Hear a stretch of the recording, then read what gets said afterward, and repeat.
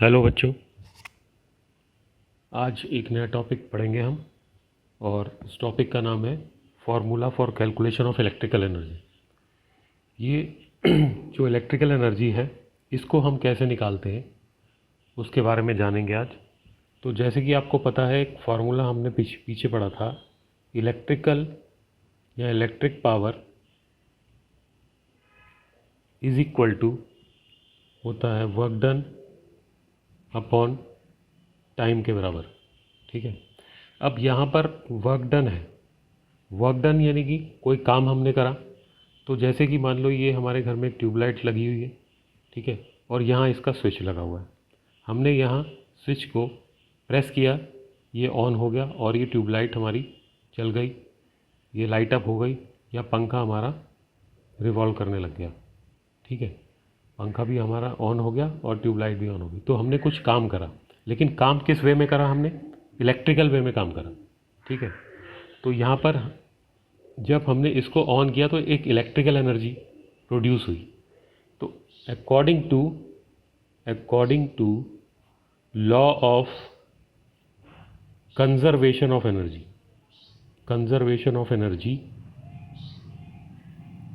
we can say that work done is converted into electrical energy. ठीक है, work done जो convert हो गया इलेक्ट्रिकल एनर्जी के अंदर कन्वर्ट हो गया। तो हम इसको क्या लिख सकते हैं? पावर को, जो इलेक्ट्रिक पावर हमारी आ रही है, यहाँ पर हम लिख सकते हैं electrical energy divided by time. तो हमारे पास एक नया फार्मूला आ गया यहाँ पे, P is equal to E upon T. ठीक है, तो E कितने के बराबर हो गया? E is equal to P multiply by T. ये हमारे पास एक नया फार्मूला आ गया, E is equal to P into T. अब अगर हम इसकी वॉटेज निकालते हैं, यूनिट निकालते हैं, यूनिट, तो पावर की यूनिट क्या होती है? वॉट, और टाइम की होती है सेकंड। ठीक है, सेकंड या आवर। हम यहाँ पर आवर इसलिए लिख रहे हैं क्योंकि जब हमारी एनर्जी मेज़र होती है घरों में, वो किलोवाट आवर में मेज़र होती है। ठीक है, सेकंड में होती नहीं है। और जूल भी बहुत छोटा सब्जेक्ट है हमारा। Joule is very small unit, right? Joule is also a very small unit. Joule is also a very small unit. ठीक है, तो जूल में भी कैलकुलेट नहीं होगी, सिर्फ किस में होगी? किलोवाट आवर में। तो किलोवाट आवर में इसको चेंज करेंगे तो एक नया रिलेशनशिप यहाँ बन जाता है। A new relationship is there between kilowatt hour and joule, right? एक नया रिलेशनशिप है यहाँ पे जूल और किलोवाट आवर। और एनसीईआरटी में इस क्वेश्चन इज़ वेरी इंपॉर्टेंट। ठीक है, और बोर्ड में भी ये क्वेश्चन कभी कभी आ जाता है कि what is the relationship between kilowatt hour and joule. तो वो मैं आपको बताता हूँ कि क्या रिलेशनशिप है। एक किलोवाट आवर जो है वो कितने के बराबर हुआ? 1 kilowatt for 1 hour, right? 1 kilowatt hour जो है कितने के बराबर है? 1 किलोवाट फॉर 1 आवर। वही मैंने यहाँ पे इसको सिंप्लीफाइड करके लिख दिया। अच्छा, अगर 1 किलोवाट को मैं चेंज कर लेता हूँ वॉटेज में, तो यहाँ पर 100 वॉट आ गया फॉर 1 आवर। ठीक है, आपको पता है 1 वॉट कितने के बराबर होता है? 1 जूल अपॉन 1 सेकेंड। फार्मूला कौन सा लगा यहाँ पे? फार्मूला हमारा लगा P is equal to W upon T वाला, ये वाला फार्मूला लगा हमारा। ठीक है, अगर मैं इसकी जगह इन वॉट की जगह अगर मैं जूल पर सेकंड लिख दूँ तो कोई प्रॉब्लम नहीं होनी चाहिए। तो अगर मैंने यहाँ लिख दिया, ये सेम रहेगा, 1000 joule per second for 1 hour. ये सेम चल रहा है ऊपर से नीचे तक। ठीक है, ये जूल पर सेकंड, ये जूल पर सेकंड, ये W की जगह मैंने लिख दिया जूल पर सेकेंड और ये सेम रहा। अच्छा, उसके बाद आपको पता है कि 1 आवर कितने के बराबर होता है? 1 आवर बराबर होता है 60 मिनट के बराबर, और इसको मैंने चेंज कर दिया सेकेंड्स में, इंटू मल्टीप्लाई बाय 60। अच्छा, अब ये जो मैंने कैलकुलेट किया मैं यहाँ पर इसको लगा देता हूँ, तो क्या आ जाएगा? 1000 जूल पर second multiply by 60 into 60 second, second से सेकेंड कैंसिल, राइट। तो ये क्या आ गया हमारा? 3600 मल्टीप्लाई बाई 10⁻³ जूल। या इसको मैं और भी कैसे लिख सकता हूँ? इसको मैं ऐसे भी लिख सकता हूँ, ये हमारा 1 किलोवाट आवर भी चल रहा है, सेम चल रहा है ये यहाँ से, ठीक है। तो 1 किलोवाट आवर किसके बराबर हो गया हमारा? 3.6। अगर मैं इसको कैलकुलेट कर लेता हूँ तो ये आ गया 3.6 इंटू 10⁻6 जूल्स। ये हमारा रिलेशनशिप हो गया। अच्छा, इस रिलेशनशिप में एक ख़ास बात ये है कि अगर हमारा आंसर किलोवाट आवर में आता है न्यूमेरिकल्स में, और वो कहता है कि चेंज करो, किस में चेंज करो? जूल्स में कन्वर्ट करिए इसे आंसर को, तब हम क्या करेंगे?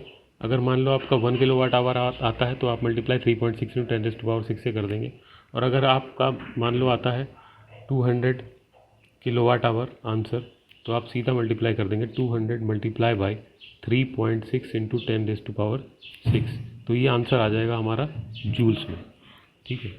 तो ये इसकी खासियत है जूल में कन्वर्ट करने के लिए। तो कुछ न्यूमेरिकल देखते हैं, उससे आपको जल्दी समझ में आएगा।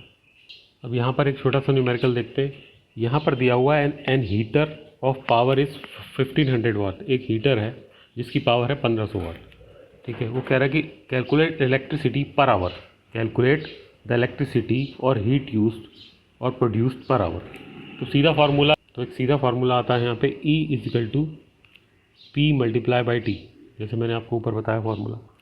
यहाँ पर देखिए ये 1500 वाट है, ठीक है, 1500 वाट है, इसको कन्वर्ट कर लीजिए आप किलोवाट, ठीक है। अगर वो चाहता है कि आंसर जो है किलोवाट आवर में आए तो आप किलोवाट आवर में इसे चेंज कर लीजिए। अगर हमने किलोवाट आवर में इसको चेंज करते हैं तो हम 1500 को डिवाइड करते हैं 1000 से, इससे ये मर गया, इससे ये गया, तो कितना आ गया? 1.5 किलोवाट, ठीक है। तो आंसर हमारा क्या आ गया? 1 घंटे के लिए निकालना, 1.5 मल्टीप्लाई बाई 1 यानी 1.5 किलोवाट आवर। अगर हमें इसको जूल में चेंज करना हो तो क्या करेंगे हम? E = 1.5 मल्टीप्लाई बाई 3.6 इंटू 10⁻6, ये जूल में आ गया आंसर। तो जिसकी जितना भी आंसर आए वो आ जाएगा जूल में। मान लीजिए आंसर आता है 5.4 इंटू 10⁻6 जूल, तो ये हमारा आंसर आ गया जूल में। बच्चों, नेक्स्ट क्वेश्चन है हमारा, एक इलेक्ट्रिक मोटर है 5 एम्पेयर की और 220 वोल्ट पे चल रही है वो। पावर हमें निकालनी है, determine the power of the motor and energy consume in 2 hours, ठीक है। यहाँ तो एनर्जी कंज्यूम निकालना है, तो आपको सीधा आपको यहाँ पे E = P × T वाला फार्मूला लग जाएगा, ठीक है।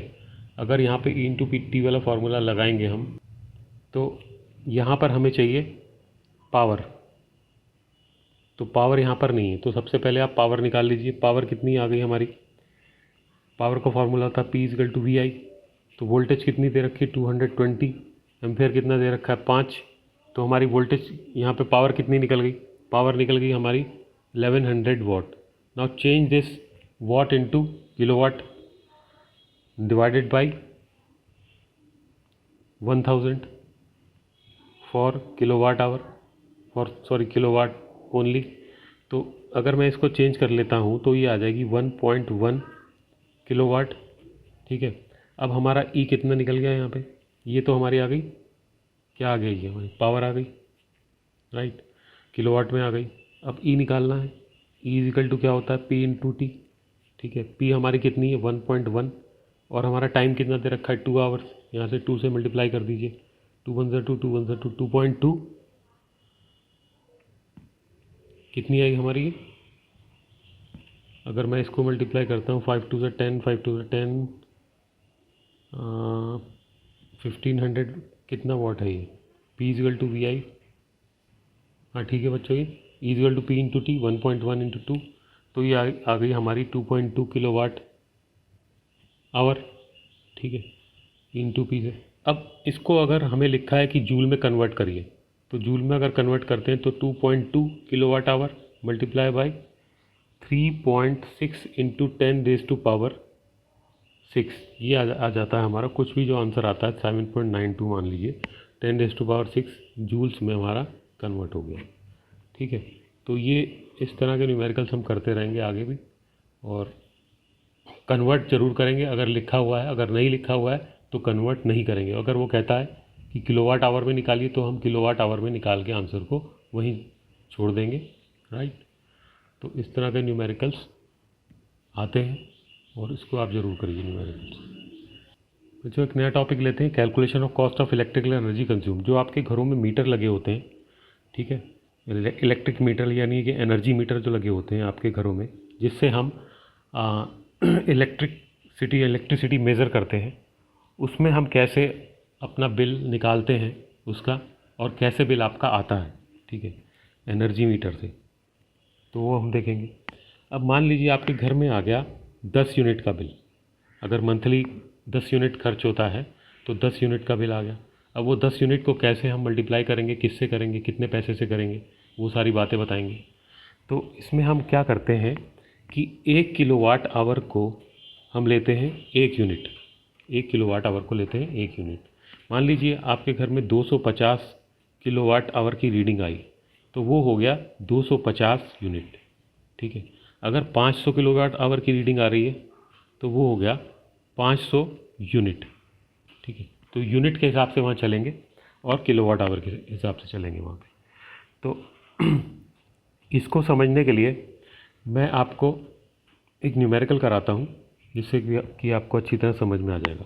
एक न्यूमेरिकल देखिए, एक रेफ्रिजरेटर है जिसकी पावर रेटिंग है, एक रेफ्रिजरेटर है, रेफ्रिजरेटर, उसकी पावर रेटिंग दे रखी है, पावर दे रखी है 350 वाट यानी 350 watt for 10 hours a day, for 10 hours a day. ठीक है, calculate the cost of electrical energy for a month of 30 days, 30 दिन की निकालनी है।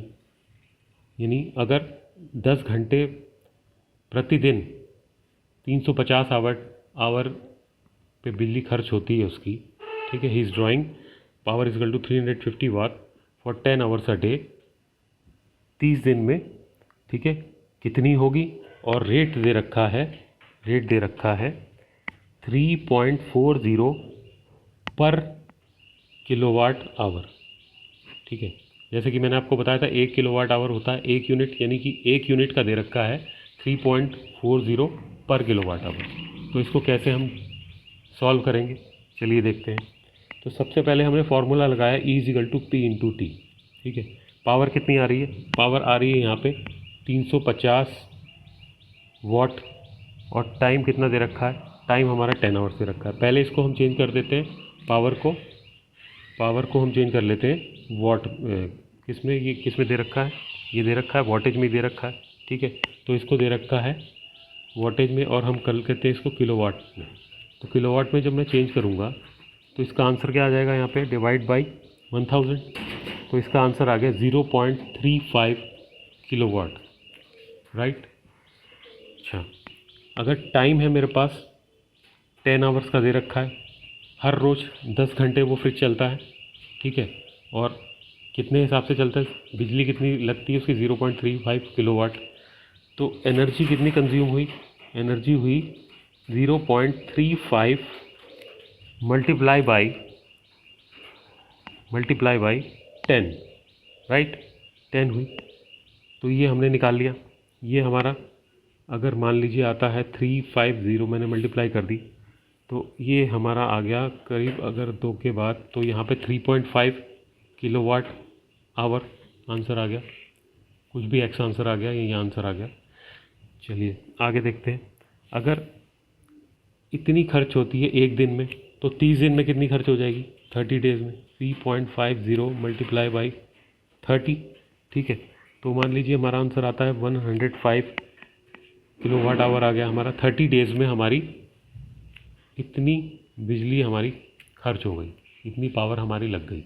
अच्छा, अब वो कहता है कि अगर रेट दे रखा है 3.40 पर किलोवाट आवर, ठीक है, यानी 1 यूनिट दे रखी है ये, और यूनिट हमारे पास कितनी हो गई?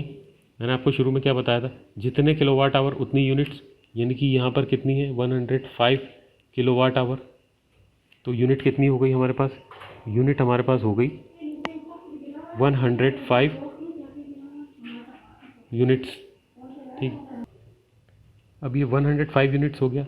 जितनी आपके पास यूनिट्स आ गई उसकी मल्टीप्लाई आप पर किलोवाट आवर से अगर कर देते हैं, ठीक है, तो आपका टोटल बिजली का बिल यहाँ पर आ जाएगा।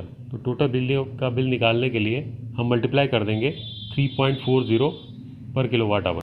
तो चलिए करके देखते हैं। 3.40 मल्टीप्लाई बाय 105, ठीक है, टोटल रुपीज़ ये हमें निकालने, तो ये कितना आ जाएगा? 357 रुपीज़। या फिर इसको आप ऐसे निकाल लीजिए, कॉस्ट ऑफ 1 किलोवाट आवर कितना दे रखा है? ₹3.40। कॉस्ट ऑफ कितना निकालना है हमें? 105 किलोवाट आवर। ठीक है, तो सीधा इससे मल्टीप्लाई कर दें, ₹3.40 मल्टीप्लाई बाई 105, तब भी हमारा आंसर 357 रुपीज़ यहाँ पे आ गया। तो इस तरह से इसके न्यूमेरिकल्स हम करते रहेंगे। ठीक है, इसी तरह से आगे भी इसके न्यूमेरिकल्स होंगे। जैसे भी न्यूमेरिकल्स होंगे हम किलोवाट आवर को लेके चलेंगे, और न्यूमेरिकल्स हम ऐसे ही निकालेंगे अगर हमें बिल निकालना है तो।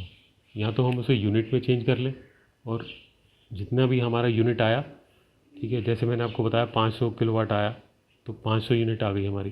ठीक है, 500 यूनिट से हम मल्टीप्लाई कर लें। किससे मल्टीप्लाई कर लें? मान लो आपके घर में 9 रुपये पर यूनिट आता है, तो आप उसे 9 से मल्टीप्लाई कर लीजिए। अगर आपके घर, आपकी दुकान में, शॉप में ज़्यादा आता है तो 12 रुपीज़ आता है, तो 12 रुपीज़ से मल्टीप्लाई कर लें। तो जितना टोटल यूनिट होगा हमारे पास, उससे हम मल्टीप्लाई करते हुए चलेंगे और हमारा बिजली का बिल जो है वो आ जाएगा। तो ये था आज का लेक्चर। आगे एक टॉपिक और रह गया है हमारा, उसको लेके चलेंगे। तब तक के लिए पढ़ते रहिए। Very very big thank you.